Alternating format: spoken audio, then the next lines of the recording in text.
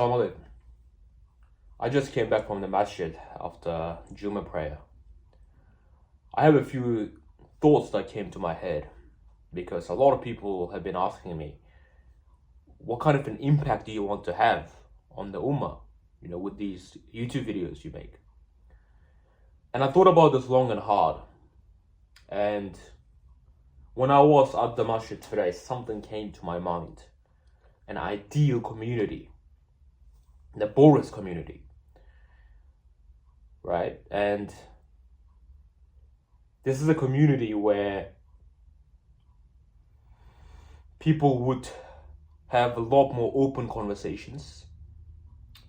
People would talk up more about mental health. People would talk more about depression, anxiety, what they struggle with, their traumas, and effectively the people there, the imams, the managers, they should be skilled to help these people. What do we have at the moment? My mental health is bad. Allah says your mental health shouldn't be bad. Go pray and don't ever say that again. I think my family is abusive. My mom hates me. Your mom doesn't hate you. In the Quran, it says that Jannah is at the feet of your mother. So that means everything you said is invalid. How do you expect people to function in this manner? Just because someone tells you something is right or wrong, it doesn't automatically just change everything. It's not how the brain is wired. It's the same thing when someone asks for advice on pornography. I watch too much pornography. How do I overcome it? How do I resist? And the person just says, pornography is haram. You should be scared of Jahannam. He knows pornography is haram. Everyone knows that. It blows my mind, some of these things. Wallahi, I can't believe people think this way. So, I really thought about this. I think, although there would be some drawbacks to people talking about mental health and sounding like little pussies, maybe we'd get a bit more men acting more pussy in public because they are in touch with their feminine side in a sense. But I think that ultimately the good will outweigh the bad. Because mental health is one of those things that if you don't address at all, it's going to destroy you and your family 100% at some point. Now, I hear a lot of stories from brothers telling me about their family circumstances. And honestly, some of it is horrific. It keeps me up at night.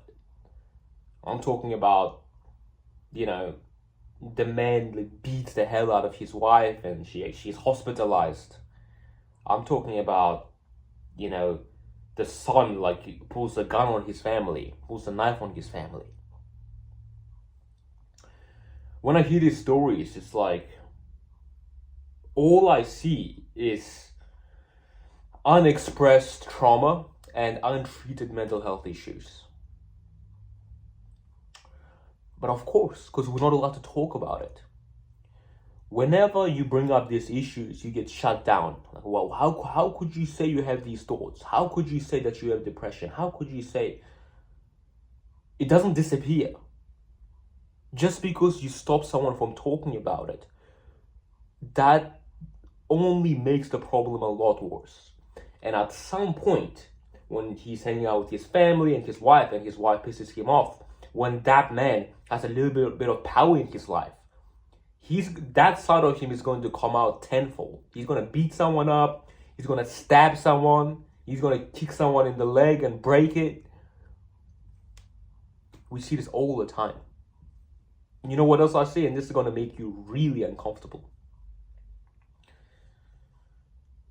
Unexpressed sexual desires leads to kids getting sexually harassed and raped from a young age. A lot of Muslims. I talked about this in my last video, but there's a lot of men out here who get raped by their uncles and their fathers. And most people who are on my comment sections on my Instagram who are hating, they're like reporting me and saying all these crazy things. Realistically, most of them have been raped by their uncles. Like, it's a pretty sad reality, but it's true. That's why they create these anon accounts, and they have to spread as much hate as possible, because they got raped by their uncle. It's a very serious traumatic response. So it's very sad, honestly.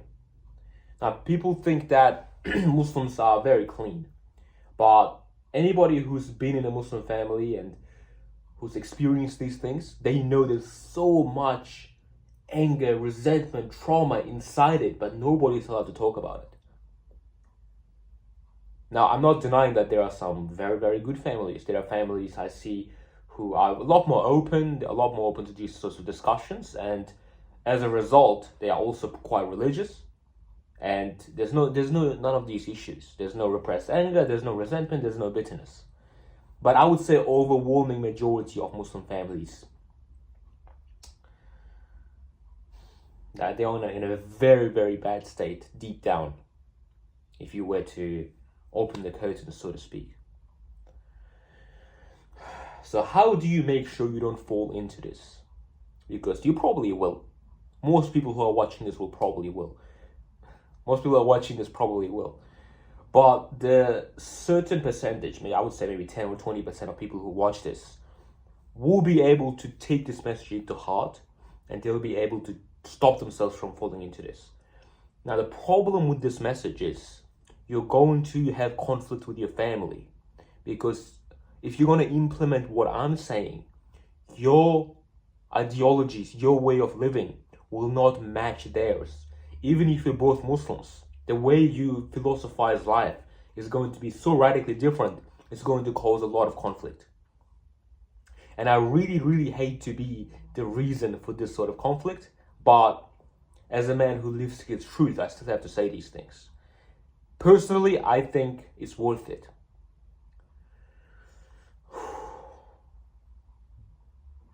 This is me integrating my dark side. This is me not caring about what my family thinks, about what your family thinks, all the conflict that's going to arise in the name of the greater good. Because I'm not a pussy. Once you start living to your truth, and I'll explain to you how, it's going to feel like you are dropping weight off a helicopter. Say you have a helicopter and you have a ton of baggage in it. When you try to get up, it's going to be like swinging, it's going to be heavy, it's going to take a lot of petrol, a lot of energy. But once you unload some things, say you unload this huge crate, it's going easy, like it starts flying easier, and slowly it's going to be flying with no problems, like it's meant to. That's exactly how your brain is working right now. All the emotional baggage you have that you never expressed and that you've never integrated into your personality is weighing you down and taking a huge amount of your energy every day.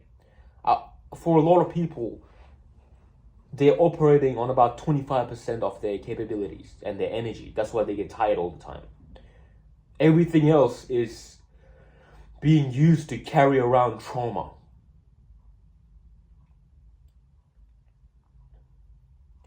But it's not enough just to talk about it. And I don't even recommend talking about it to anyone, to be honest. Maybe with me, because I studied these things.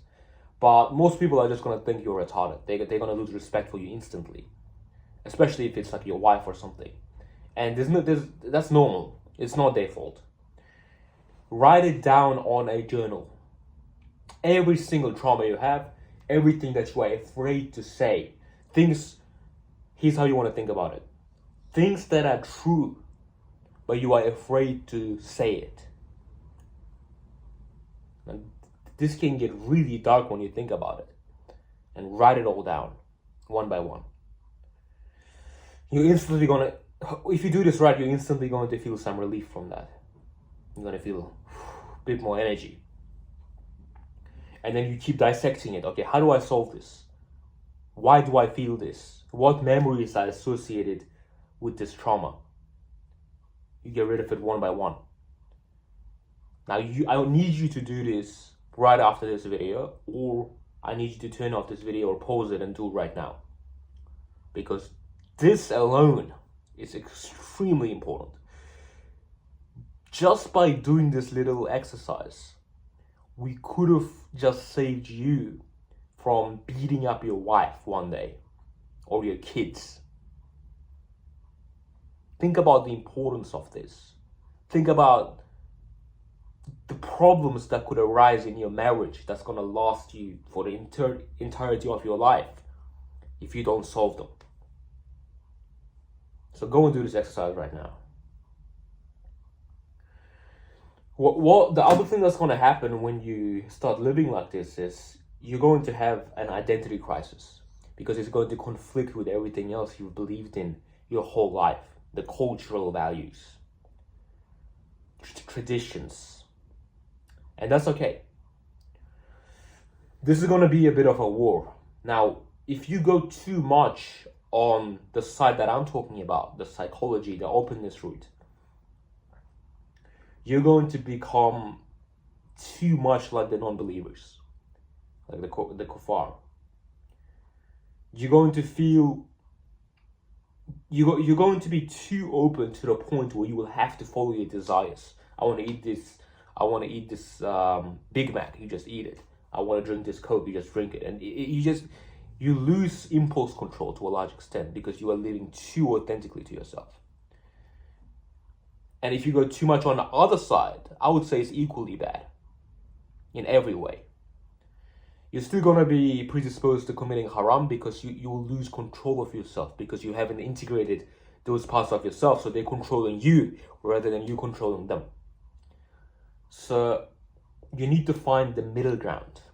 Now, I pride myself in this a lot because I feel like I managed to bring two worlds together within myself. The world that I grew up in till I was maybe like 13, 14 years old, where I was very conservative, traditional cultural upbringing, and the rest of my life, which I spent hanging out with white people, kuffars, Australians. When I brought those two together, when you fuse free will, self-expression, authenticity with your deen and the conscientiousness, the hard work, discipline, self-control that comes from a cultural upbringing, that's when you're going to become unstoppable. That's when you're going to look at your life and you're going to be like, okay, I'm living authentically. And this is literally represented in every single philosophy of all time. Yin and yang. The authentic, the self-expressive side is chaos.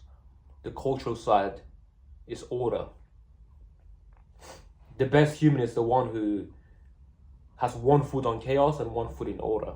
Now, constantly you're going to be shifted between those two. You're going to move too far on the chaos side. You're going to think, oh, I'm getting closer to haram.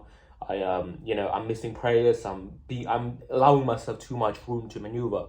That's when you went too much on this side. You will go too much on this side. You'll feel too rigid. You are only doing what your family is telling you to do. You are only doing the things that are scripted. You're gonna feel very dull. You're gonna feel like your life has no flavor to it. It's all black and white. Then you want to move a bit more on the chaos side.